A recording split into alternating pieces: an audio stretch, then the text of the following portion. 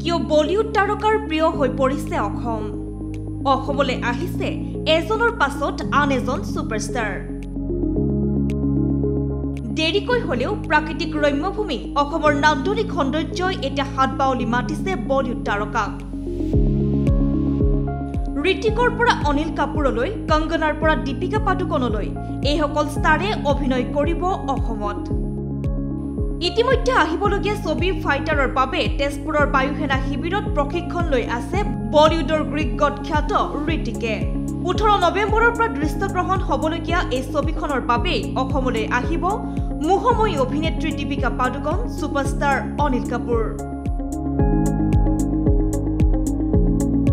ইফালে আহিবলগীয়া ছবি ইমাৰ্জেন্সিৰ শ্বুটিং লোকেশন বিচাৰি অসমৰ গাঁৱে ভূঞে ঘূৰি ফুৰিছে কংগনা ৰানাৱত অসমৰ প্ৰাকৃতিক সৌন্দৰ্যই আকৰ্ষণ কৰাৰ কথা স্বীকাৰ কৰিছে বলিউডৰ কুইনে পিছে হঠাৎ বলিউড তাৰকাৰ কিয় এই অসম আকৰ্ষণ কেইবাটাও দশক জুৰি উগ্ৰপন্থী সমস্যাৰে জৰ্জৰিত হৈ আছিল অসম গুপ্ত হত্যা বোমা বিস্ফোৰণ অপহৰণৰ খবৰে প্ৰতিদিনেই দখল কৰিছিল সংবাদ শিৰোনাম পিছে এতিয়া নাই তেনে পৰিৱেশ অশান্ত অসম এতিয়া শান্ত হ'ল যাৰ বাবে এতিয়া অসমৰ প্ৰাকৃতিক পৰিৱেশত দৃশ্যগ্ৰহণ কৰিবলৈ ঢাপলি মেলিছে এজনৰ পাছত আন এজন তাৰকাই কেৱল অভিনয় কৰাই নহয় এবাৰ নলবাৰী ৰাগ চাবলৈ আহিছিল বলিউডৰ ড্ৰিম গাৰ্ল খ্যাত হেমা মালিনী আৰু কমেডিয়ান অভিনেতা আশ্ৰানী